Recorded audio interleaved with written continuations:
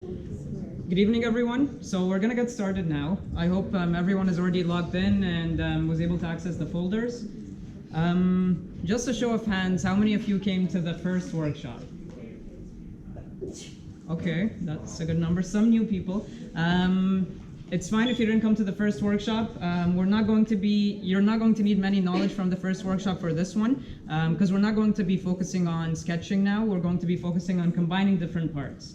The first workshop was working on creating a part and being able to create different features on it so that you can later 3D print it.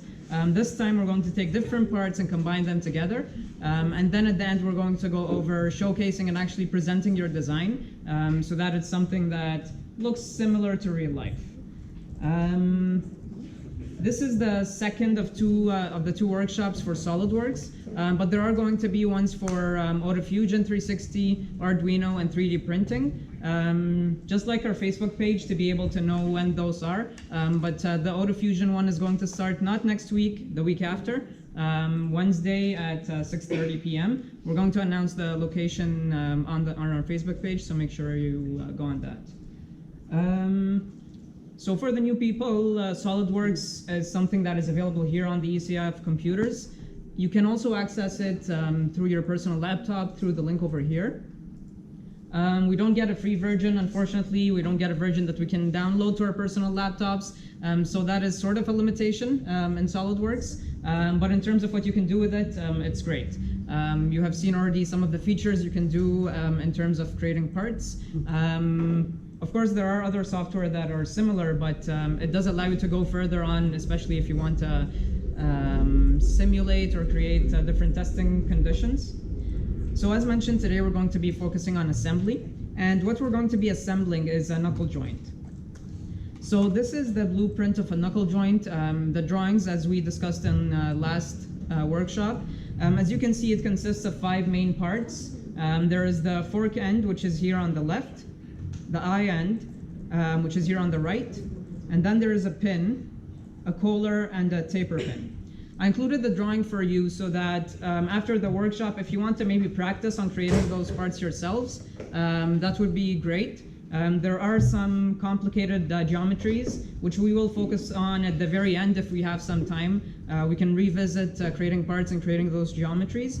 But for the most part, we're just going to be taking those 5 parts, which should be already there on the zip file that you downloaded, and we're going to combine them together. Just to visualize how the knuckle joint works. So basically the fork end and the eye end come together, the pin, the collar, and the taper pin connect it. And what the knuckle joint is used for, it may be used to connect different shafts that are at different angles. It's not really used for misalignment in the parallel sense, just in the angular sense, or to be able to have that rotation motion. So it does have several uses. Unlike the part that we did last time, which wasn't really functional. It was just there to show you guys how to do parts. But this time it's actually functional, and it's something you can actually understand how to apply and be able to see how it moves at the end when we assemble it. So similar to last time, we're going to be doing it in an interactive sense. So we'll be doing stuff on the screen, and hopefully everyone is able to follow along. I got comments last time I was a bit fast, so please let me know if I'm going too fast. We can stop and revisit any questions or concerns. So as you know, or for the new people, you can go to SolidWorks. So bottom left, go to Windows. You can either start typing SolidWorks or go down until you reach the S. Open the SolidWorks 2018 folder, and then choose SolidWorks 2018. The other versions of the program are used for simulations or electrical design or other things that we're not going to cover in this workshop. We're just focusing on mechanical design, so you can open it from here. It does take some time to open.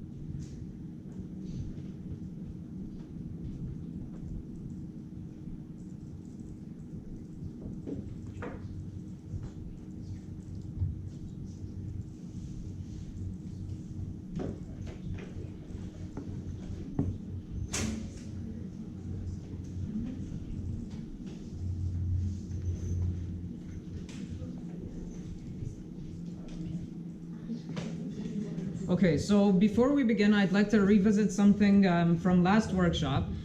So someone asked, I believe it was you, about rotating the view, and I didn't really provide an answer at that time. There are two things you can do. So you can either, so let's say you're looking at it normal to this plane, and you want to rotate or view it from the other perspective. So you can either use buttons, here the arrows, or that's to rotate it in a plane that is opposite to what you're looking at. But you can also right click and choose rotate view. And then at that point you'll be able to, sorry, not rotate, roll view.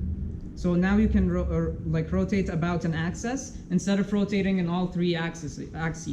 You're just rotating about the axis that is coming out of the screen, and that makes it easier for you to control instead of the free rotate where you are really you can't really control where exactly it stops.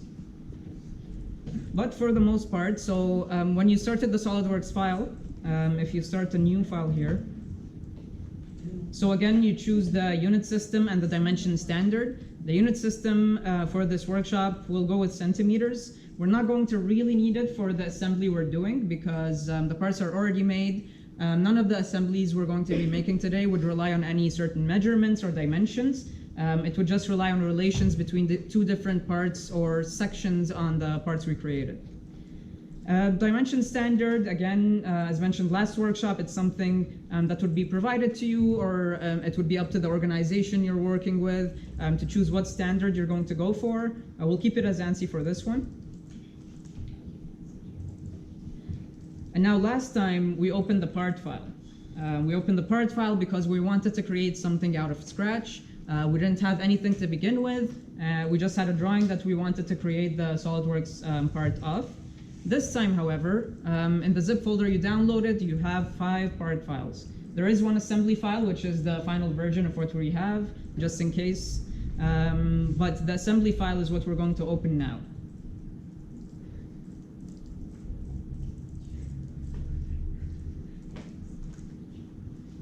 So once you open the assembly file, I'll just wait here. Does everyone have the assembly file opened? Does anyone need more time?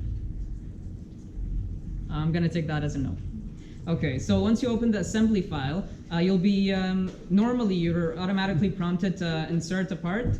In this case, we were not. Normally when you open an assembly file, or when I do, it automatically asks me to choose a part and insert it, but it's fine. If you go to the left here, you'll find that there is a browse option. So you can click on the browse option. You can see where you downloaded the files.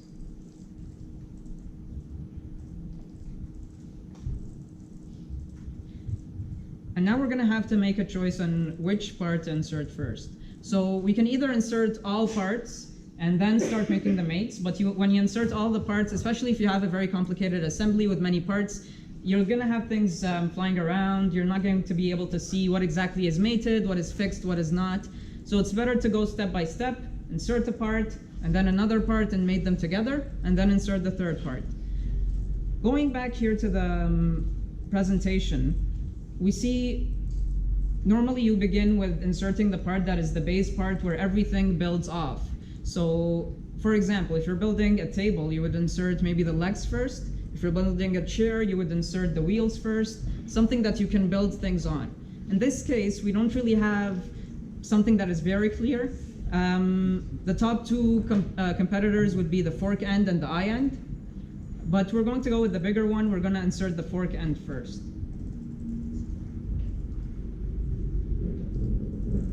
So going back to the SolidWorks file, we're going to choose fork end.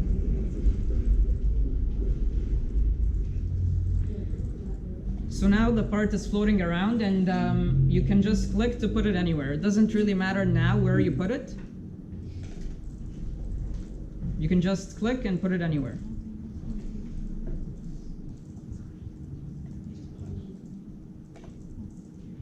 Does anyone need more time to insert the part? Yep. What's up? The file's not showing up. The part is not showing up? Like the downloads? Okay. There's nothing on it. Where did you store them?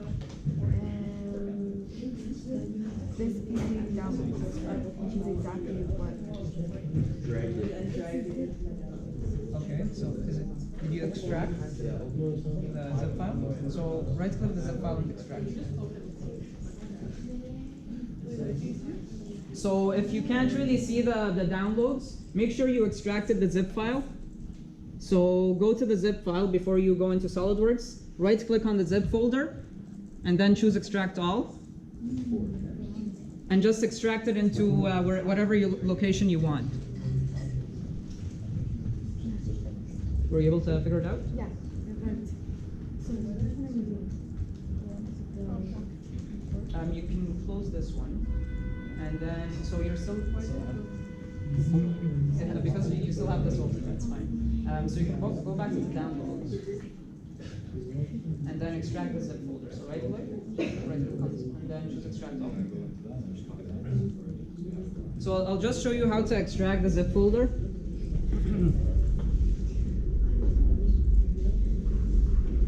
So I'm here in the downloads. This is where I stored my my workshop folders. You can see here that there are several zip folders. We're gonna go with SolidWorks Workshop 2, that's what I want. And then right click and choose extract all. And then it will ask me where I want to extract the folder. I'll just leave it in my downloads, and then I'll choose extract. When it's zipped, it's basically locked. You can't really view the folders or open them. SolidWorks can't. Sometimes it works.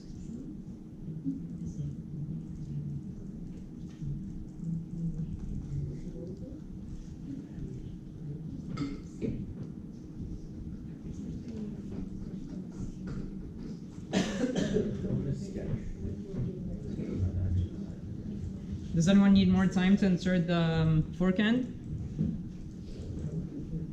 Okay, I guess we can proceed. So the first part you insert in the assembly, SolidWorks assumes that that is the part you're going to build everything on, and so it makes it fixed. So now if you try and click on this part and move it around, it's not gonna move. It tells you the selected component is fixed. Unless for some reason your component is not fixed, that would be interesting.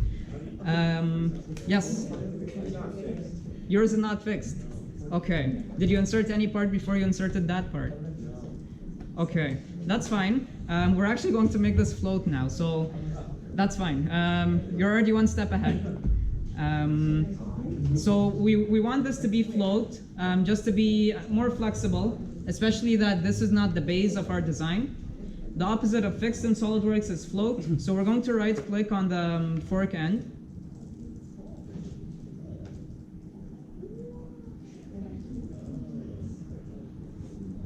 And then you're going to see a float option. So right click on the fork end, and then choose the float option. So now if you click on the part and move it around, you should be able to do that.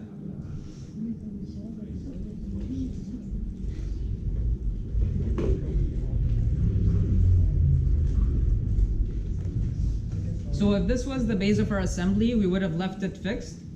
But there is something else we could have done as well. Remember when we started a part file, there were 3 default planes in the part file. The front plane, top plane, and right plane. And when we were doing the last workshop, we suggested that it would be better to have our piece or part symmetric about those planes and follow the naming convention. So this is where things come in handy, especially if you're working on a very complex design and you have many components to mate and combine.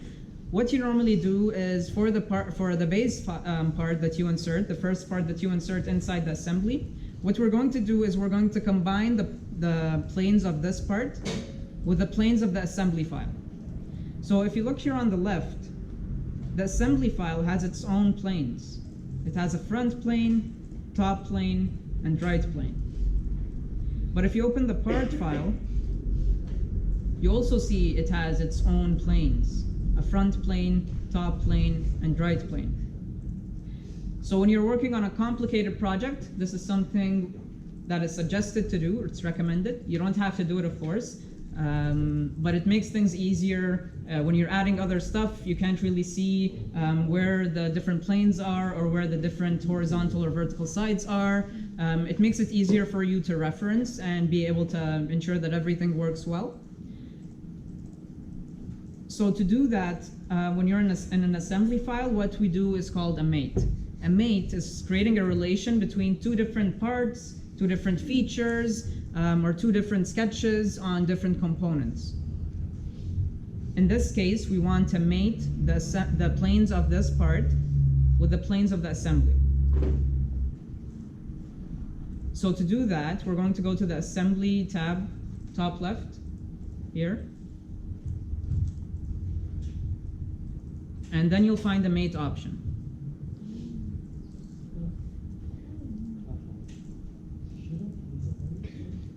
So now we chose the mate option. We know what exactly we want to mate.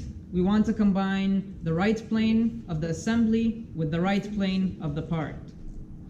So we can't really see the planes here in the workspace, but in order to access them, you see right beside the mate menu, there is a drop-down menu. On the right-hand side of the mate menu. Is everyone at this stage? No, I heard no's. Anyone need help? I can't make mine float. You can't, you can right click.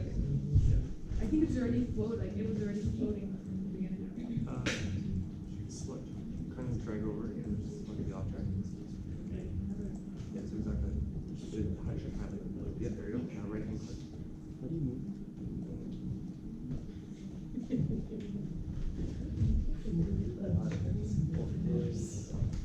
The thing is float. Yeah, I float is something like this. Can you move it around? Yeah. If you can escape this, can you just actually drag the object? No, you can't. Oh, there you go. Do it try now. And then, so the way to assemble. So again, to get to the mate menu, you can go to the assembly tab on the top left, and then choose the mate option. And again, we want to mate the planes of the part with the mates of the assembly. We can't see the planes in the workspace here, so if you go to the right of the mate menu, you will find the drop-down menu here, where you're able to access all the different features that are present in this assembly file. The first three planes listed are those of the assembly file. So we're going to choose, let's say, front plane. We're going to do that for all three planes.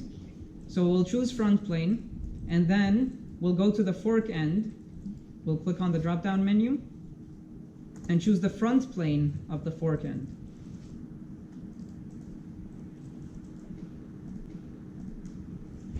So now we chose those two planes, and there are many different ways we can mate them or relate them together. So if you see the standard mates here, there is a coincident mate.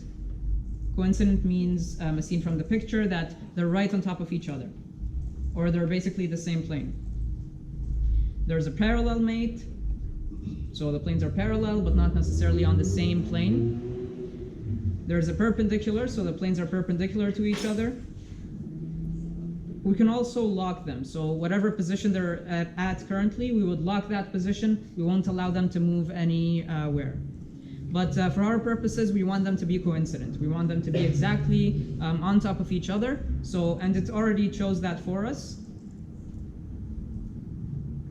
So since we have that, we can just click on the check mark. And once you click on the check mark, it doesn't exit the mate menu, just in case you want to do other mates. In which case, yes, we do want to make other mates now. We want to combine the top plane of the assembly with the top plane of the part. So we'll just choose those two. Top plane of assembly, and then top plane of the fork end.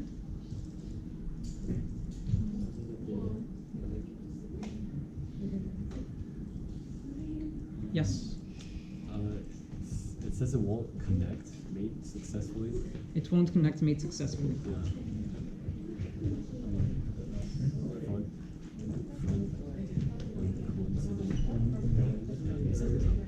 Okay, so did you make it float? Float? Yeah. So you can cancel. Mm-hmm. X. Can you try moving this around? Like click on it. Hold, and then move it around. Yeah. So the part is now fixed, and when you're making the mate, it's fixed, so it can't really move. So you need to make it float first. So right click, and then choose float. So you should be able to do it now. Okay, thank you. No problem.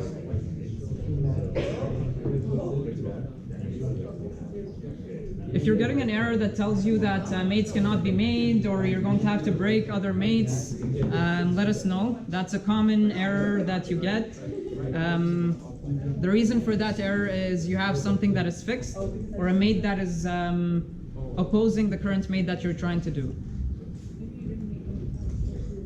So what we did, we already mated the right plane with the right plane, or was it the front plane? We mated one of the planes with one of the planes.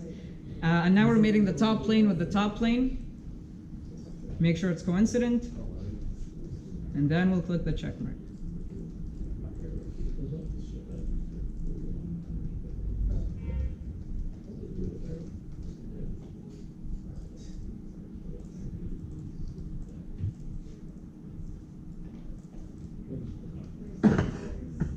So we mated the front plane and the top plane. I just went to the feature manager tree and checked the mates drop-down menu, and we see that we mated the front plane and top plane.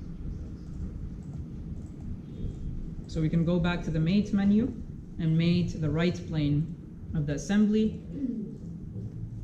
with the right plane of the part.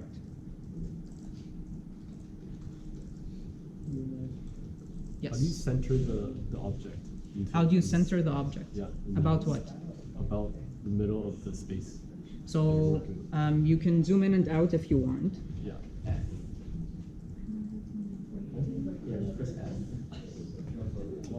Awesome. Thank you. There we go.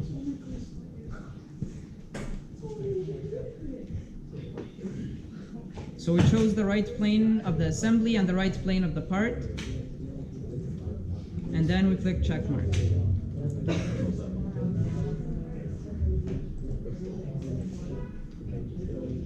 Was everyone able to mate the three planes and make them coincident? Yes. It's giving me this. What's is it? Okay, did you make the floats? I don't. I think I don't know if it was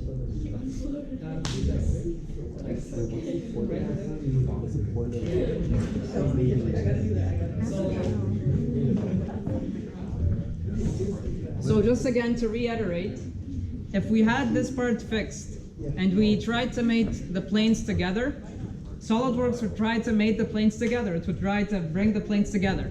But the plane of the assembly is fixed. It can't move. It's already there. So it's going to have to move the plane of the part. But if the part is fixed, it can't do that. So it won't be able to make the mate. So you'll get an error like, we can't make this, Solidworks cannot make this mate, or else it will break other mates. And then it will ask you whether you want to break other mates or break this mate. And that's an error you should consider, whether you have everything fixed or float. You need to see where the error is.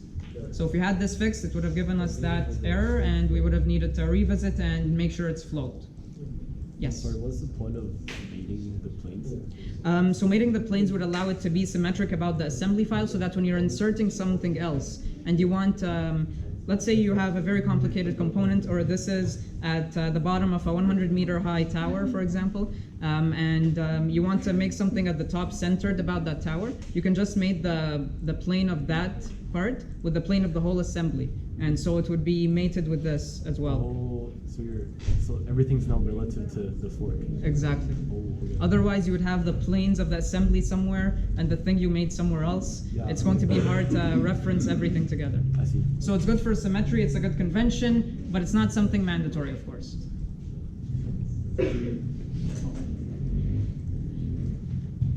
Okay, so we mated this part with the assembly. And the next step is to insert other parts. Any suggestions for, yes? Would you make just one part, and then like when you're adding in like other parts, like it doesn't really, like you don't have to make the other parts? No, you would still have to mate the other parts Oh, because the mates are not always going to be the same. So you'll see that when we insert the pin, especially in the collar, you'll see how it works. Yes? Oh, that's happened. That's all of it. Yeah, that actually reminds me. Let's save.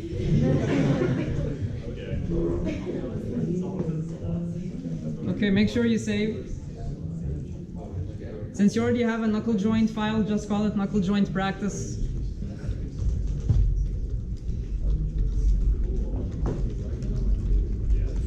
Oh, this is not good.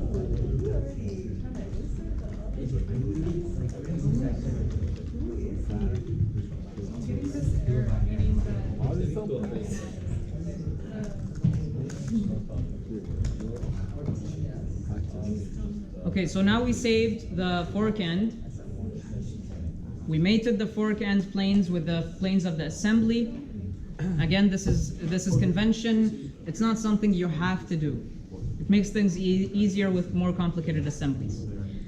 So going back to the GIF here,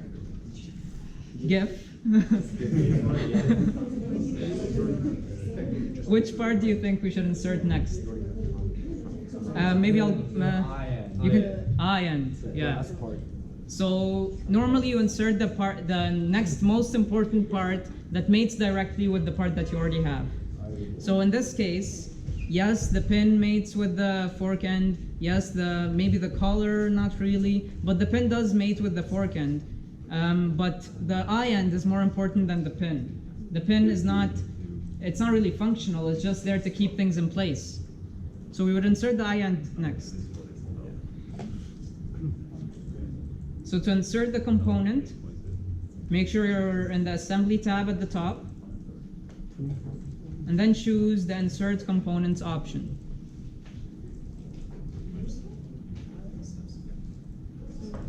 Yeah.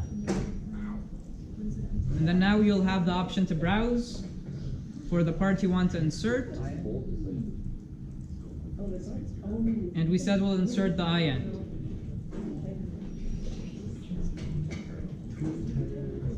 So again, now we're gonna insert. You can really place it anywhere. You can attempt to place it in the location you want, but it's really hard, especially in 3D. So just place it anywhere.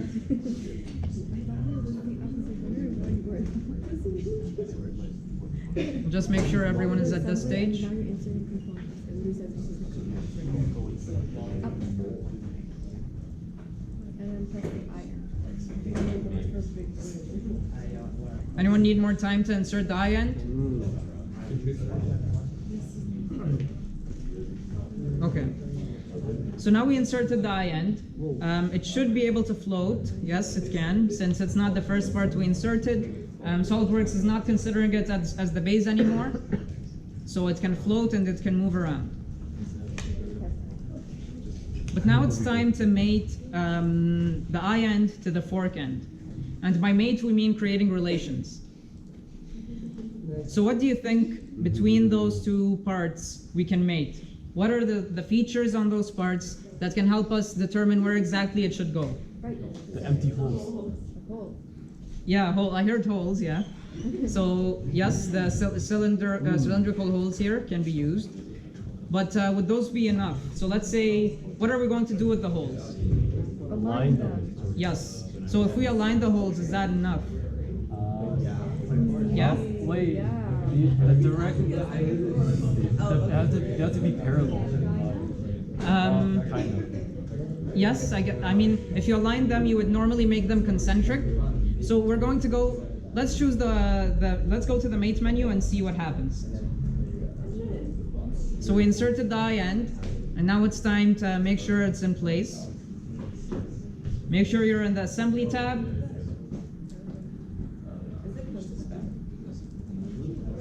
And then go to the mate menu.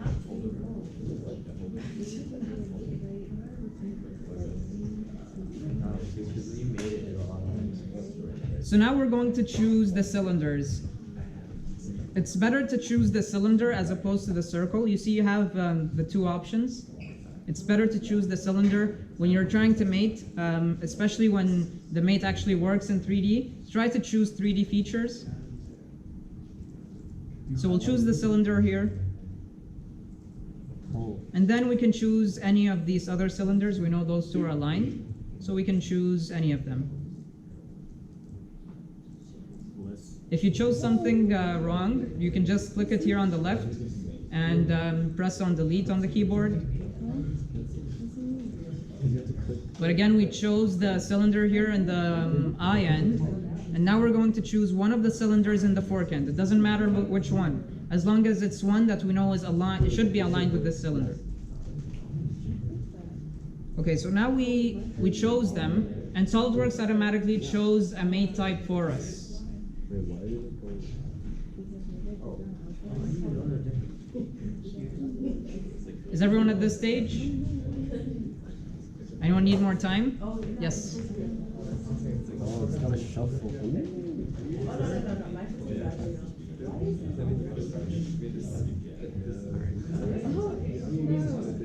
I think it's fine. Okay. So, Yes. Is this the split exactly? Because yours is like slightly up. Let's see. Wait, how did yours go in like that? Yeah, like mine.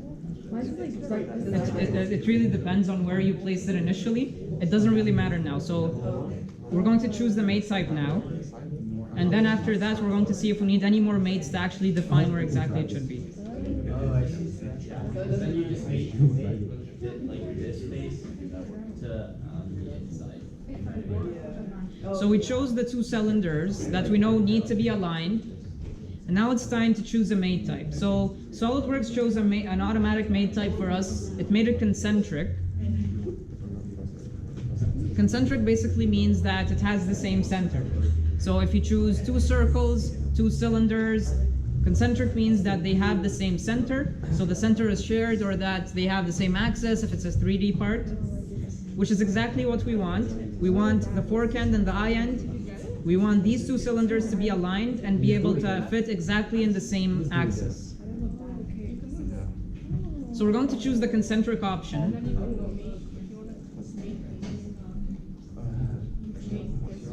And then we're going to click on the check mark. We'll exit the mate menu for now. But let's see if this is enough. I mean, looking at it, or looking at mine, you can see it's not really enough. That's not how we want it to be, because we did define that these two holes are concentric, so they're in the same axis, but that doesn't stop this from moving across that axis. So it can move anywhere. It can be over here, it can be over there. Yes, I see it. Okay. So we need to put another mate.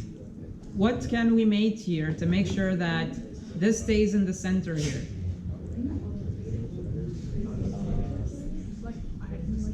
The two rods at the end. What can we mate? What additional mate can we add to relate two different features and make sure that this stays in the location we want it to be in? Okay, I think either all of you know the answer and I don't want to share it. Okay, so what we can mate is we can mate the inside of the, sorry, the outside of the eye end with the inside of the fork end.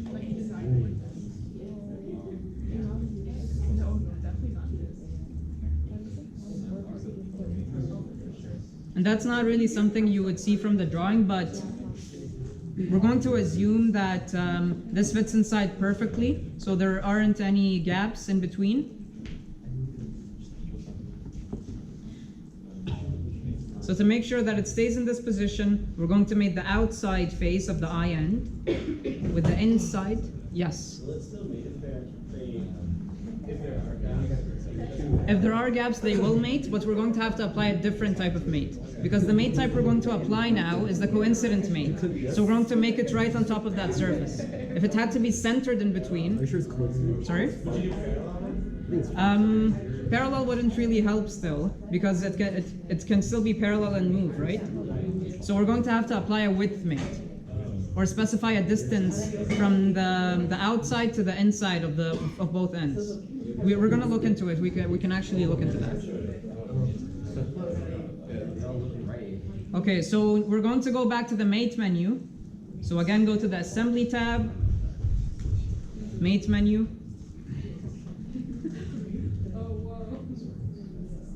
And then choose the outside of the fork end. Make sure you choose the side that is facing the fork end. Don't choose this side. So we're gonna choose this side here, or the other side on the opposite end. So we'll choose that. Yeah.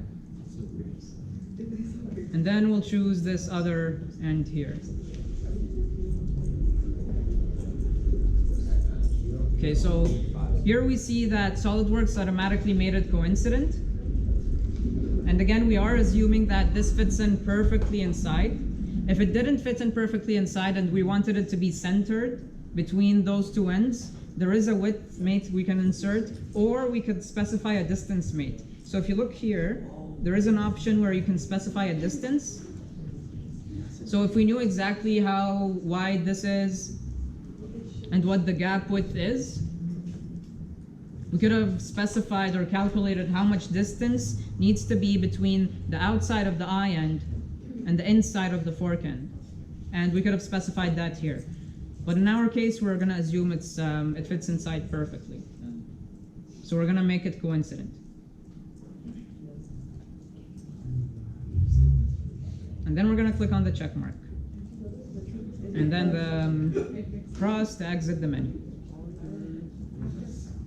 So now, is everyone at this stage, or do we need more time? Sure. Do you need help?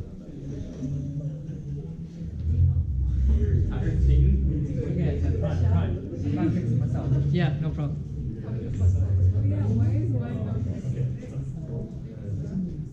You have to exit the main menu. For sure. See, I'm just showing my child. That's the best way to learn.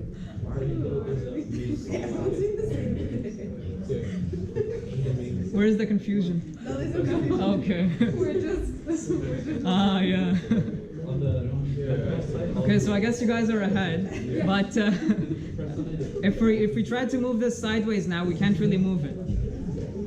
It can only rotate, which is exactly what we want. Yes. You can't rotate the other bit because it's made it to the plane right now.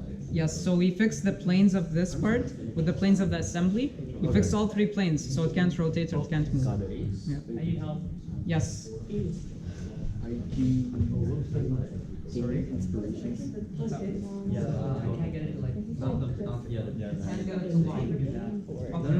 So I see that you made the concentric mate between these two cylinders, but now we need to apply another mate. So the mate we want to apply is we're going to make the outside of this. You can flip it, No, it's still normal. and then you can rotate by pressing on the scroll. Scroll and rotate. Insert it. Alright, now we get the And you can collar. choose the inside of your forehand.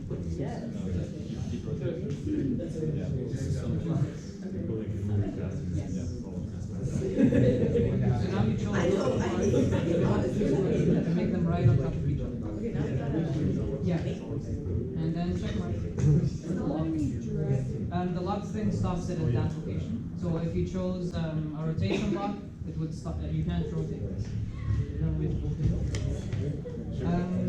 So we're going to look at how we can limit this rotation. We don't want it to be 180 degrees all the time. But I wouldn't buy it. We could do that if that's what you want your system to do.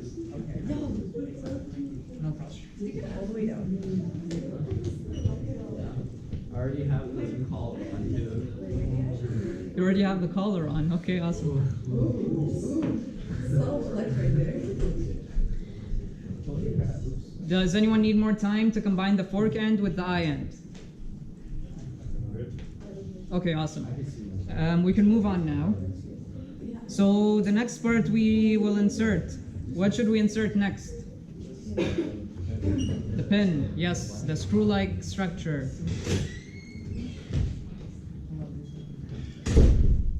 So again, to insert a new part, we're going to go to the Assembly tab, and then we'll choose Insert Components.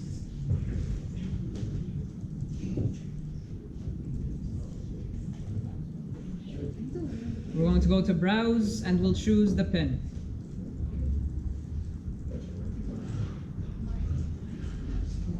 It doesn't matter that it's misaligned, we can just put it anywhere for now.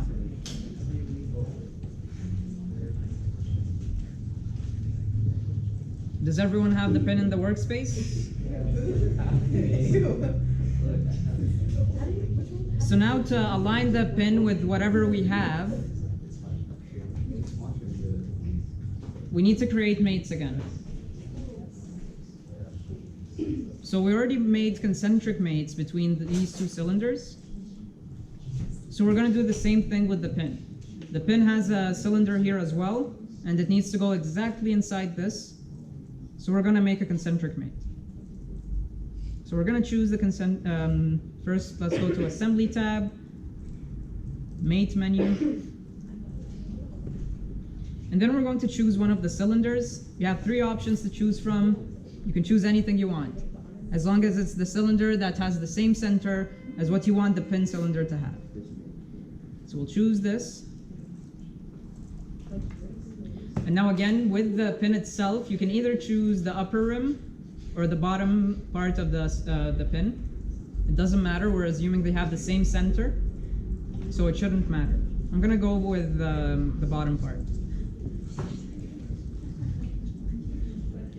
So once you chose those, make sure you're in concentric.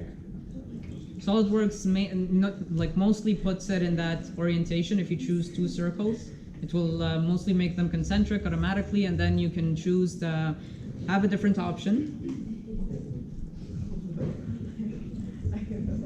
And then we're going to click on the check mark.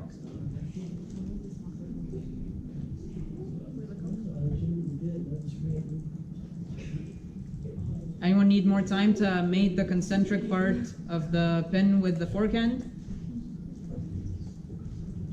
Okay.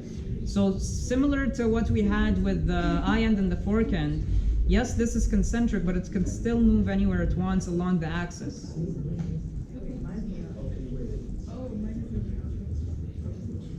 So we're gonna have to insert another, yes. Oh, okay. So we're going to have to insert another mate to limit the position of this. Yes. We made the inside of the, whatever it's called, the outside of the oven. That's, yes, that is exactly what we're gonna do. We're gonna make the inside of this pin. So the inside of the upper rim, or I guess the bottom of the upper rim, we're gonna mate it with this, with the outside of the fork end. And going back here to the drawing,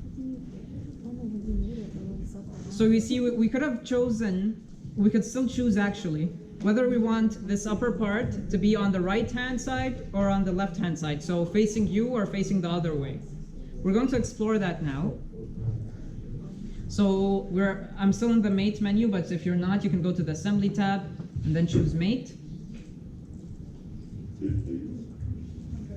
And now you can choose, let's choose the outside of the fork end first. And now we're going to choose the bottom part of the upper rim of the pin.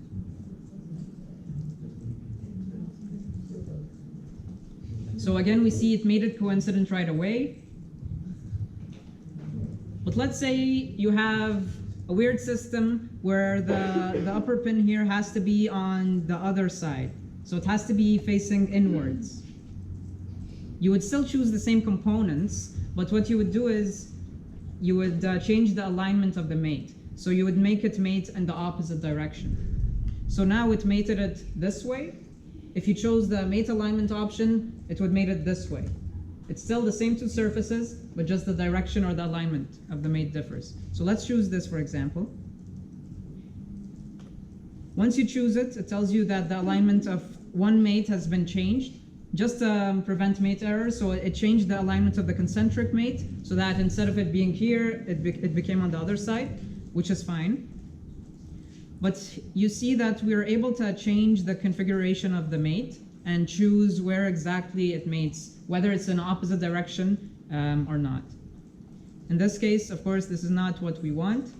We want it to be on the other side.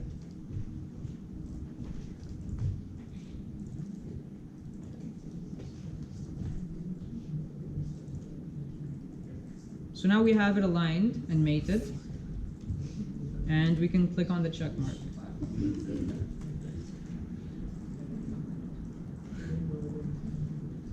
Anyone need more time to fully mate the pin with the fork end and die end? Okay, so now that the pin is mated, we're gonna go back to our GIF here, and let's see what part we can insert next. There are two parts left. So what part should we have? The collar here, and we have the taper pin. Yes. So you could hypothetically insert the taper pin first, but it wouldn't make sense. Normally you assemble in the same way you would assemble in real life. So let's insert the collar. Again, go to the Assembly tab and choose Insert Components. Go to Browse, and choose the collar. Again, you can put it anywhere.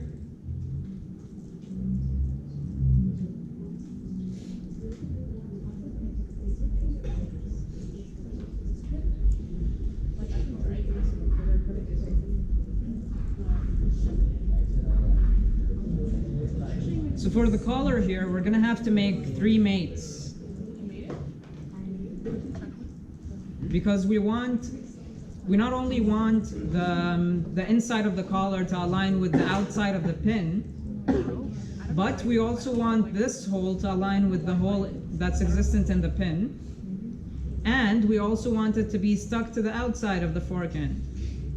So there are 3, yes? If the pins are already aligned, why would we want it to stick to the side of the thing? If the pin That holes is- are already aligned?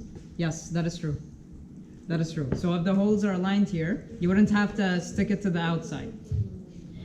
And if you choose to stick it to the outside, the holes may not necessarily align, because then you would be assuming that the hole is right to the end. There is no gap between the collar and the fork end. So yes, you are right. We would only have the mate between those 2 cylinders, so the inside of the collar and the outside of the pin, and then the holes, we'll just align those. So let's go to the Mate menu under the Assembly tab. We'll choose the inside of the collar and the outside of the pin.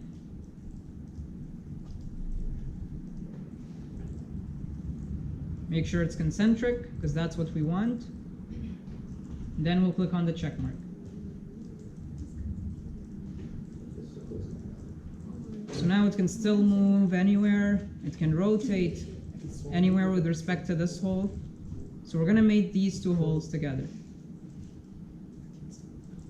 So we'll choose the inside, so the cylinder here. And then we can zoom in, rotate, and choose the inside of the hole that's existent on the pin. Again, make sure it's concentric.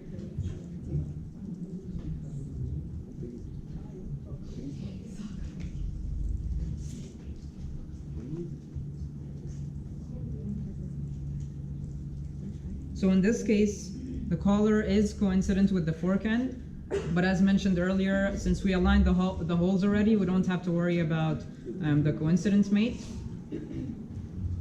Because now, if we move the pin or rotate it, the collar will move at the same rate, and the hole would always be aligned.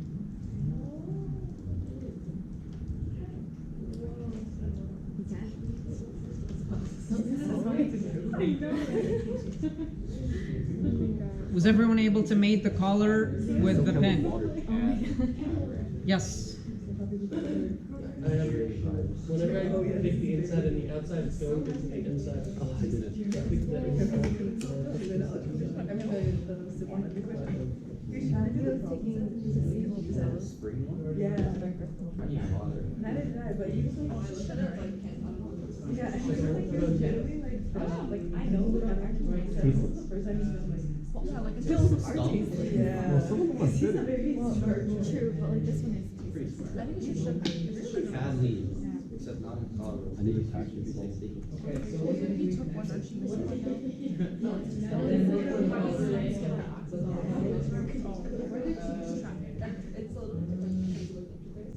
But they, at the end of the day, they both do so. Look how nice each other gets to get through. One's free and one's working for one on Mac. That's really, 360 is free, and it works on iOS, and Solidworks only works on. Yeah, it's like expensive for a company to have like one, it's like a few $1,000s a year. And now Yeah,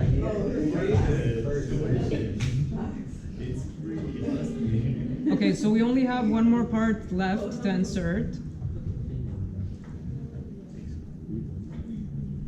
And I'm not gonna ask the question, but we're gonna insert the taper pin now.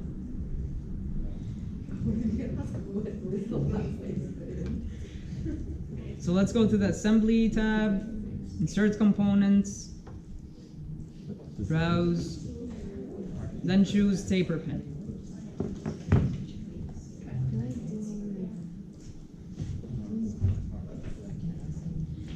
We can put it anywhere inside the workspace. Do you have a question?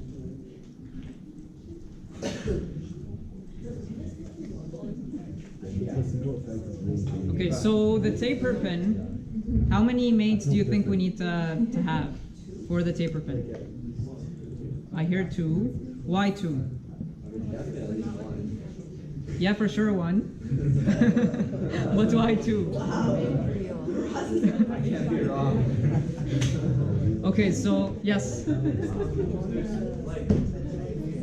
have to mate it to the inside and if there's 2 pieces, you have to mate it. Yeah, so we're gonna mate it with this cylinder so that it can stay concentric. But what's the other mate? It's like a monster piece. I thought it would be like the. It's related to the question you asked at the beginning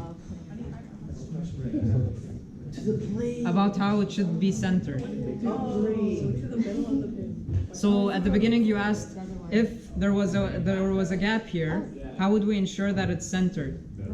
Oh, isn't that? Because if we just make it concentric, we're gonna see that it can still move inside and out. How can we stop it to be exactly at the center? So we're gonna have to make another mate with the planes, or we can make a width mate. But for the purposes of this workshop, we'll just do a plane mate. But first, let's do the concentric mate and see how it turns out.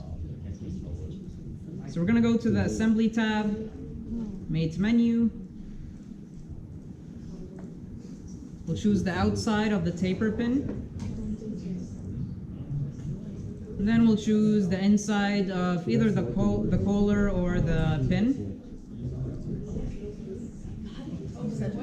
And we'll make sure it's concentric. And then we'll click on the check mark. Yes. Between? You could make a coincident mate, but the coincident mate would make it look something like this. So if we look at it from the side here, yes, we could make a coincident mate, it would stick there, but it looks a bit weird. On the inside. I just hold it. If the collar is hollow. Mm-hmm. We could do that. Let's see. You know what I mean? Yes. So you're saying choose this and choose this. But also the cylinder for the pin. So when we chose those two, we can't really see the coincident option anymore. So we can't make 2 cylinders coincident. I guess maybe that's part of the limitations of SolidWorks. So you can't make 2 cylinders or curved surfaces coincident.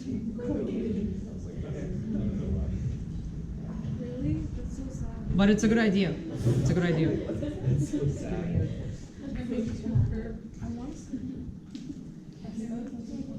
So what we're going to do is we're going to look at the planes of this taper pin and see if we can maybe align one of its planes with the planes of either the collar or the pin. So let's open the collar and the taper pin and see what we have. So looking at the taper pin planes, we have a front plane, we have a top plane, and we have a right plane. To be able to center it about the collar and the pin, which plane do you think we're going to have to use? So this is the front, this is the top, this is the right.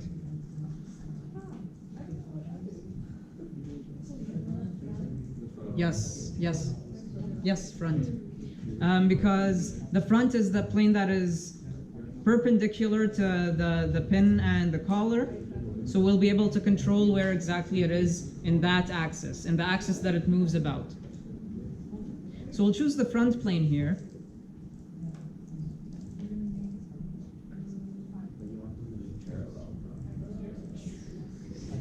Just go back to the mate menu.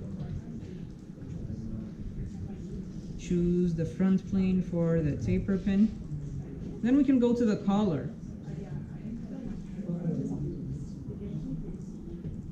So in the collar we have a front plane as well, we have a top plane, and we have a right plane. Which plane should we choose? Yes. So the right plane is the plane that, and if we look at it from the side here, do you have a question? No. Well, actually, yeah. Does it matter if you use the pin or the collar? Doesn't matter? Doesn't matter. No. As long as there's a plane that passes through the center here, and that doesn't interfere with it going through the holes, it's fine. So yes, the right plane is what we'll choose. So we can choose the right plane for the collar and the front plane for the taper pin.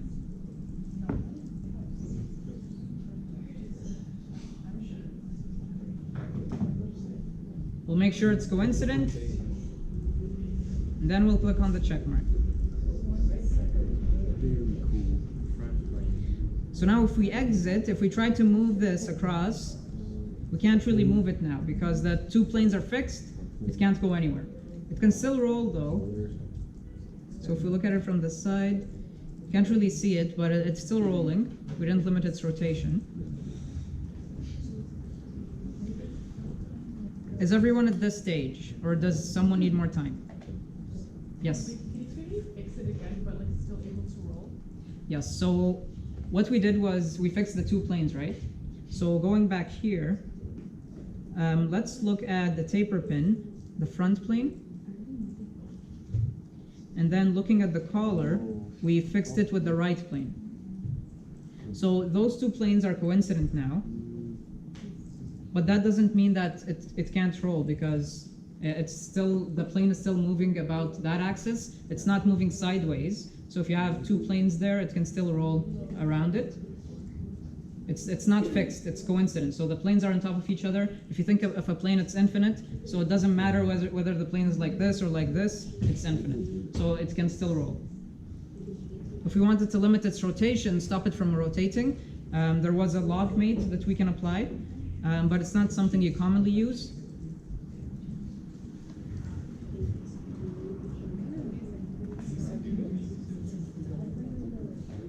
How do I Yes. go back from mate? Like what if I made it and then like I don't want it? Okay, so let's say you made a mate that you no longer want. You can always remember the feature manager tree is there to allow you to see the different features that you have. So in the feature manager tree for an assembly, you'll be able to see the assembly, see the parts, and then at the very end, you'll be able to see the different mates that you applied. So we can look here at the mates. When we hover over them, we're able to see what exactly we mated. And looking at their names, you can also rename the mates, by the way, if you want to have things more organized. If you have many, many different mates, you can rename them.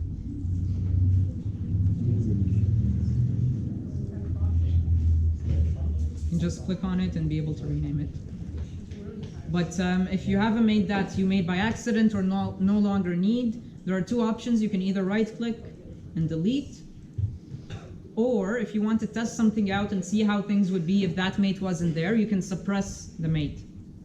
So suppressing the mate would just make it inactive. Suppress. What is suppress? So suppress makes a mate inactive. So let's see. Let's suppress, for example, the coincident 5 mate. So right-click on the coincident 5 mate, which is present in the feature manager tree. On the top, you'll find a suppress option. You can choose that. And then now if you go to the eye end and try and move it, it can move. Because that mate that was coincident is no longer active. So if you want to activate it again, you can go to coincident 5, right-click, and unsuppress.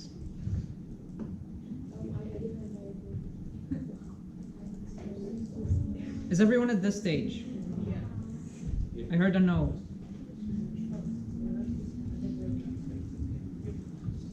Okay. So we still want to cover other things, but I just want to mention, if you open the knuckle joint, the final knuckle joint in the original file,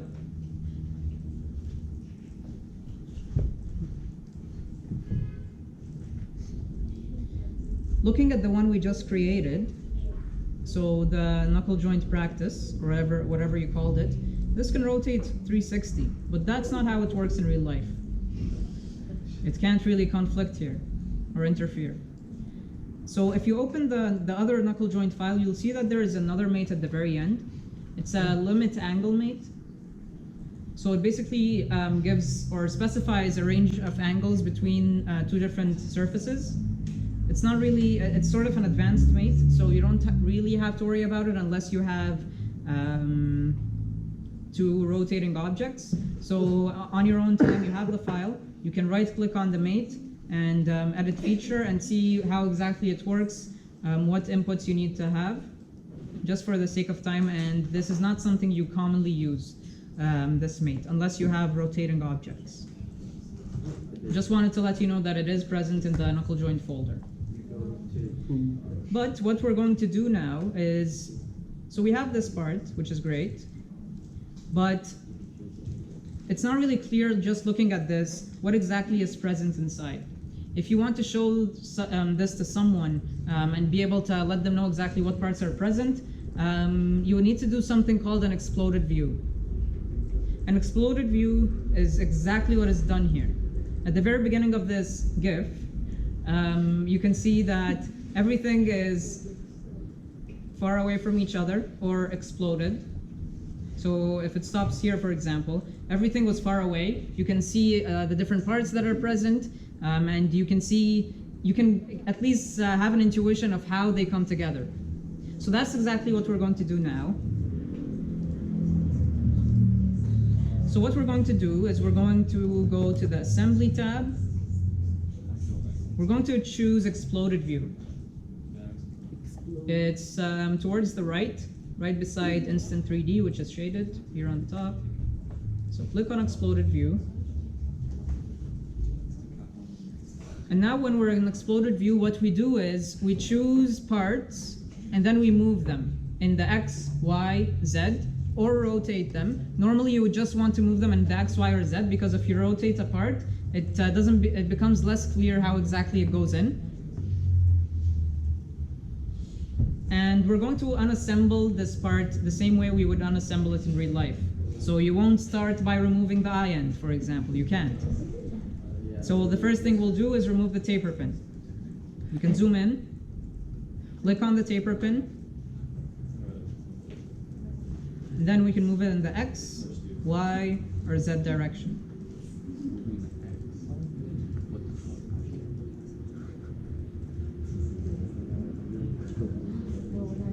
What we can do actually to make it better, because you see here when we were moving it, it was interfering with the collar. So what we can do, we can exit the explode menu. We can rotate this such that it's vertical, just for the purposes of the exploded view. just make it vertical, the taper pin. And then we'll go back to the exploded view menu in the assembly tab. So we'll click on the taper pin. So you see there are different axes, the three base axes, and there are the rotation axes. We'll just focus on the linear axes. So we'll choose the Y, we'll click on it, we'll hold, and then we'll go all the way up. How far up? That's something you decide. You need to see what makes it clear. So we're gonna go all the way up. I think I went around 6.7 centimeters up, and then I'll let go of the click, and now it's there. Next, we're going to move the collar.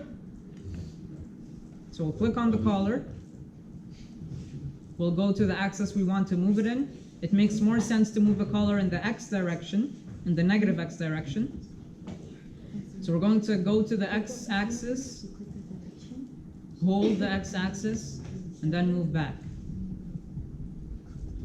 As far away as reasonable as you think. And then we're going to let go of the hold. Next thing to move is the pin. So we're going to click on the pin, hold the X axis, and then drag in the positive X direction.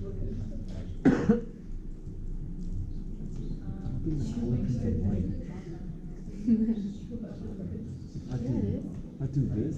And then we're going to move the eye end. We're going to click on the eye end. It's really up to you where you want to move it. I'm going to move it back, so in the negative Z direction. Yes, you have a question. You have a problem. Yes.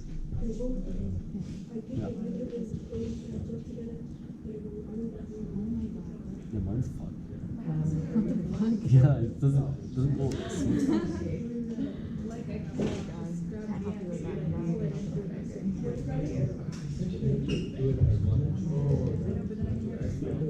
Mine's fun. What the fuck?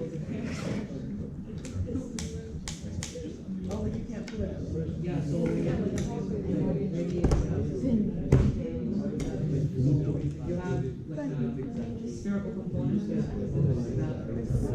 I didn't eat. in this case, we're going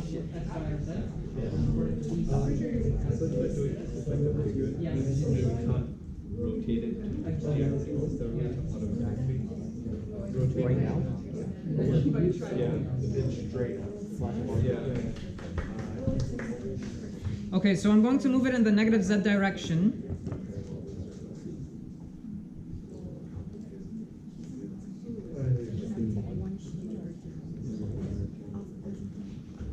Just because we're short on time, there is one more feature I would like to show you. So I'm just going to go through it. If you have any major questions, feel free to ask. But just so you learn how exactly you can showcase a design in a professional manner and make sure that everything is understandable. So now we made it the explode. We moved everything apart. We can see each part independently. So we can click on the check mark here. And to be able to access it, you can go to the configuration manager, which is near the feature manager tree. So on the left, you'll see two cubes. Click on that, and then click on the drop-down menu. You'll be able to see the exploded view that we made. If you made several ones, you'll be able to see them. But the opposite of exploded in SolidWorks is the collapse, which is what the assembly was in at the very beginning. So to bring it back to normal, we can right-click and collapse. You can also right-click and explode. And you can also animate the explosion and save it as a video, similar to the GIF that is present here. Oh my god. So you can animate the collapse. It will be, when you're animating the collapse, it's in the opposite steps that you unassembled it. When you're animating the explosion, it's in the same steps that you unassembled it.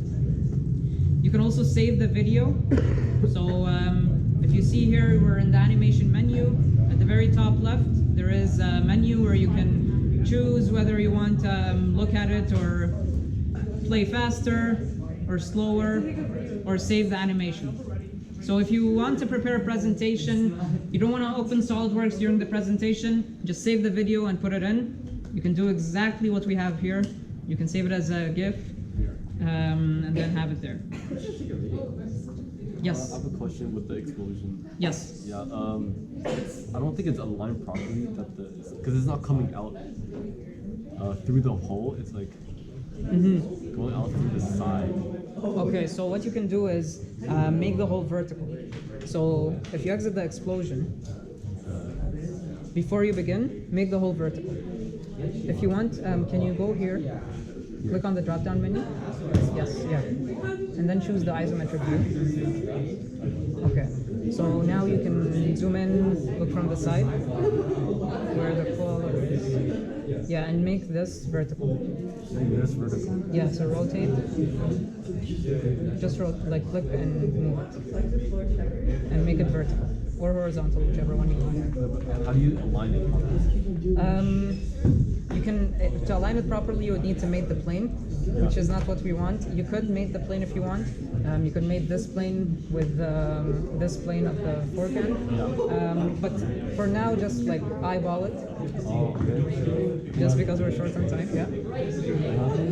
And then you can go to the explosion now, and you'll be able to move it sideways. Okay. But to get it perfectly, you have to You have to mate the planes. Okay. I think I know how to do this. Yeah, you should be able to. Do we have to make the original plane? I mean the original part, so the fork? Made with the fork? Or? Yeah, so you'll just create a new mate, similar to how, remember how we mated this plane of the taper pin with this plane of the collar? You'll just create a new mate with this plane of the taper pin with this plane of the fork. This plane? Yes. And this plane? Yeah, to make it horizontal. Okay. Thank you. Okay, so now you know that you can animate the collapse, you can animate the explosion. Just one more thing, it should take around 5 to 10 minutes. It's called rendering. So now you look at this. It doesn't really look like something from real life. It doesn't look like an actual part. So in order to make it look like a part, and just to see at the extent to which it goes, we're going to assign an appearance. And if you're not sure how to make an appearance, you can go back to SolidWorks 1. We do post the workshops on the YouTube. We have a UTDL channel on YouTube. So you can check all the workshops there if you didn't attend the first one. But we'll just go to appearance. I'll choose a metal. I'll make it maybe copper. I'm gonna make it glass. Sure. Frosted glass.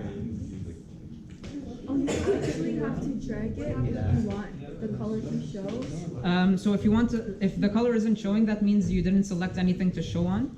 So what I did now was I went to the drop-down menu here, and then I chose the whole assembly. I want the whole assembly to have that appearance. I click on it, and then you can go back to the appearance, and yes, drag it. Weird. I don't know what I expected. Don't worry, that's not how it should look like. Once you do the rendering, it will look similar to how it is in real life. Okay, so I just added an appearance to make you see how it's going to change.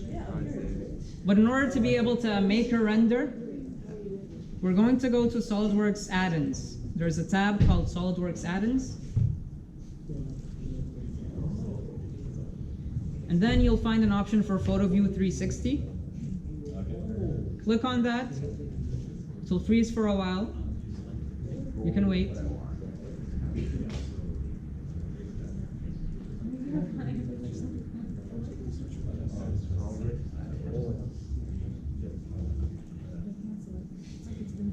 What it will basically do is it will create a new tab that has render options. We'll just wait for that to happen, yes. Do the explode view when it's rendered? Yes. Okay, so it's not freezing anymore, but you see that there is a tab for render tools.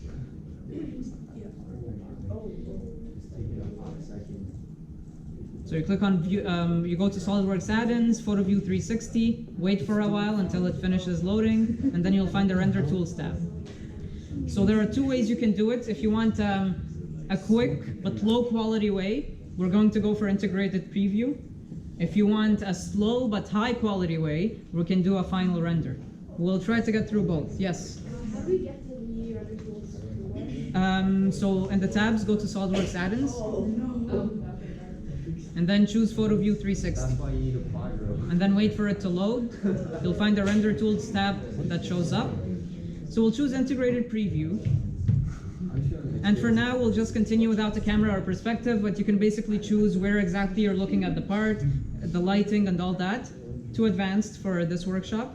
We're going to just go with continue without camera or perspective and wait for it to load. So again, this is going to be a bit low quality, not the best, but it's integrated, so it's similar to augmented reality. We'll just wait for it to load. No, it's loading. No, it's Allow access. So you see it's a bit low quality, you can see it's pixelated, not the best. Exactly, it's somewhat more realistic. And when you're in an integrated preview, you can still rotate and move around. So you can still hold the scroll button and be able to rotate, and it will automatically update. That's not something you can do in the final render. In the final render, you need to choose an orientation, and then final render, and it will just show you the render as an image. So if you want to save this, because you're short on time, similar to how we are in the workshop, you can just snipping tool and save. If you don't know what snipping tool is, you can go to Windows, SNIP, snipping tool, or take a screenshot using the print screen button on the keyboard. And then you can save it anywhere you want. So this is the integrated preview. We'll see if we can get through the final render. It takes time, depending on the quality you want it to be. So we'll choose final render. And make sure you choose the orientation you want it to be in first, before you choose the final render.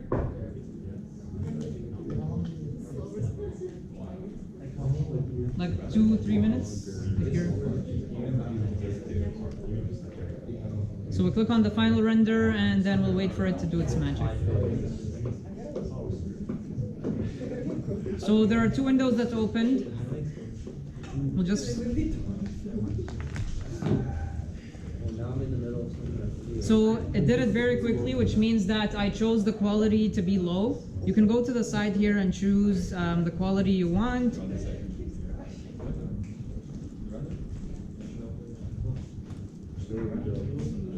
But as you see, we can only zoom in and out. We can't rotate.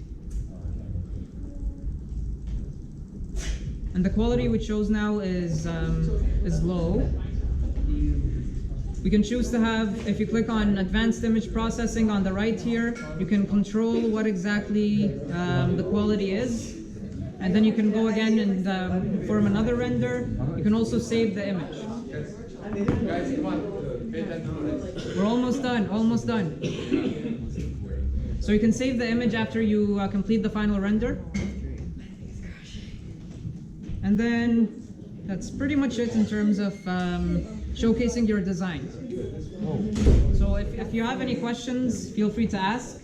But again, this is the last SolidWorks workshop. You can always revisit on our YouTube channel to see the first one or this one again. There will be an AutoFusion 360 workshop in 2 weeks' time. You can like our Facebook page to be able to see where exactly and when exactly it will happen, and get any updates on that. Thank you for attending this workshop, and hopefully you got something useful.